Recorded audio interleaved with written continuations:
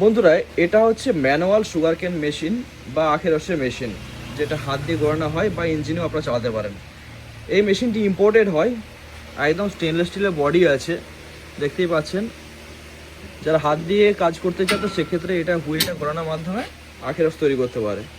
তো এই মেশিনে বিভিন্ন ধরনের প্রবলেম আসতে থাকে দীর্ঘদিন চলার ফলে। কারোর 1 বছর, কারো 2 বছর, বা যে যত্ন করে চালায় মোটামুটি 2-2.5 বছর পর একটা সার্ভিসিংয়ের প্রয়োজন হয়। কি হয় জিনিসগুলো আমি আপনাদের দেখাই। এই যে স্যাপটা আছে, এই যে স্যাপ এবং তার সাথে যে রোলারটা লেগে আছে এবং এখানটা একটা বিয়ারিং আছে, দেখতেই পাচ্ছেন। বিয়ারিং এপাশেও আছে, ঠিক এপাশেও কিন্তু একটা বিয়ারিং আছে। এবার শুধুমাত্র এটা না, যেহেতু 3 রোলার বিশিষ্ট এই মেশিন, তো প্রত্যেকটা রোলার, স্যাপ এবং তার সাথে বিয়ারিং আছে। তো এইগুলো প্রবলেম টুকটাক আসতেই থাকে।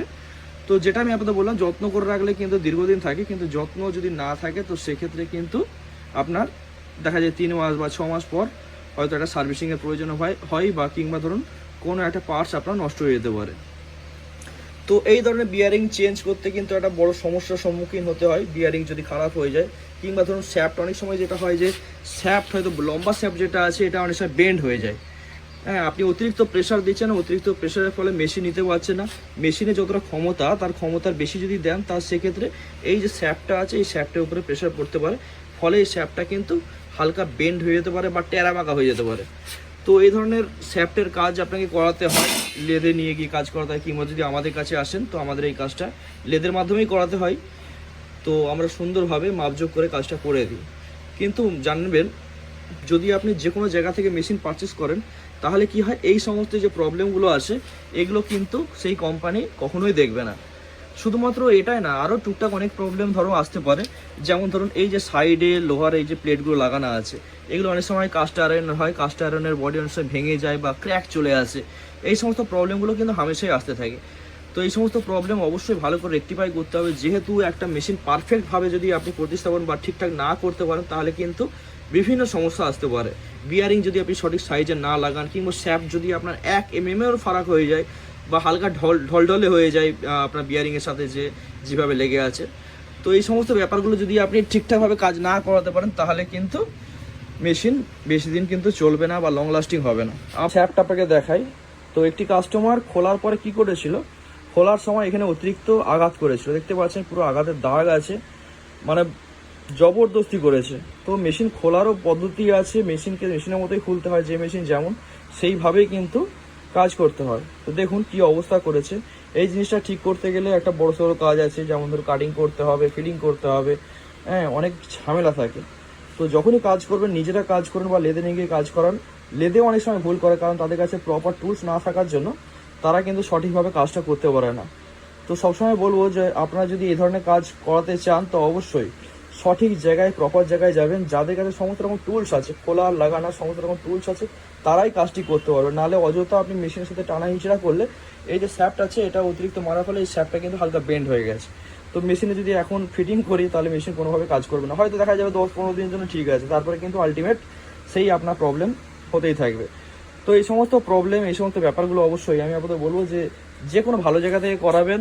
যারা জানে, যারা বোঝে, যারা দীর্ঘদিন এই মেশিনকে ডিল করছে, তো তারা এই প্রবলেমগুলো সলভ করতে পারে। কিন্তু যে কোনো জায়গায় যাবেন কিন্তু এই সমস্ত প্রবলেমগুলো শর্ট আউট হবে না। তো আমি আপনাদের বলবো যে A1 মেশিনারি, যে কোম্পানি বিশ্বস্ত প্রতিষ্ঠান এবং আখের রসের মেশিনের দীর্ঘদিন ধরে ডিল করে এসেছে এবং এই সমস্ত মেশিনকে তারা ভালো করে চেনে, তারা জানে এবং মেশিনে কী প্রবলেম হতে পারে এই সমস্ত প্রবলেম শর্ট আউট তারা করতে পারবে। হয়তো টাইম দিতে হবে, কারণ এই সময় রাতারাতি কাজ নয় যে আপনি আজ বললেন কাল পেয়ে যাবেন না। আপনাকে 3 থেকে 4 দিন 5 দিন টাইম দিতে হবে, সেই টাইমের মধ্যে আপনার কাজটি হয়ে যাবে। আরও একটা ব্যাপার, এই যে দেখতে পাচ্ছেন গিয়ারগুলো আছে মেশিনের সাথে, আপনার যে গিয়ারগুলো লাগানো থাকে স্যাপ্টের সাথে, তো এই গিয়ারগুলো অনেক সময় কি হয়, অতিরিক্ত ঘর্ষণের ফলে এখানে ধারগুলো ক্ষয়ে আসে।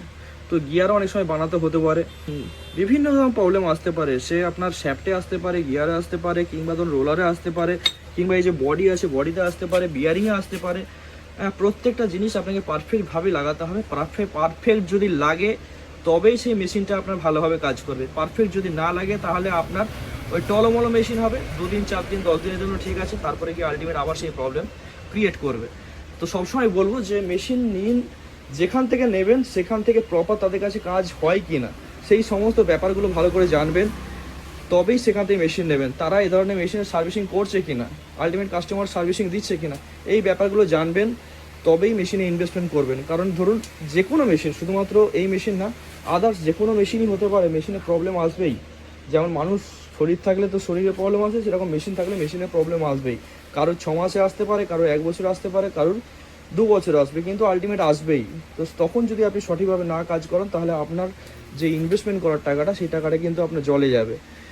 তাই আমি আপনাদের বলছি, রিকোয়েস্ট করছি যে ভালো জায়গা থেকে মেশিন পারচেস করবেন। আর যদি আমাদের কাছে আসেন তো অবশ্যই, দীর্ঘদিন ধরে আমাদের একটা অভিজ্ঞতা আছে এই ব্যবসার, এই মেশিনের।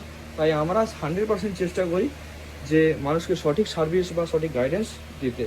তো এর জন্য অবশ্যই আমি আপনাদের বলবো যে A1 মেশিনারি, আন্টিলা, বাগনান, হাওড়া আপনারা ভিজিট করুন। এই মেশিন কিংবা এই ধরনের আরও মেশিন, যেমন ধরুন এই সময় যেটা ডিমান্ড আসছে সেটা হচ্ছে পপকর্ন, কটন ক্যান্ডি, এই ধরনের মেশিনেরও যদি আপনারা পারচেস করতে চান তো অবশ্যই যোগাযোগ করতে পারেন।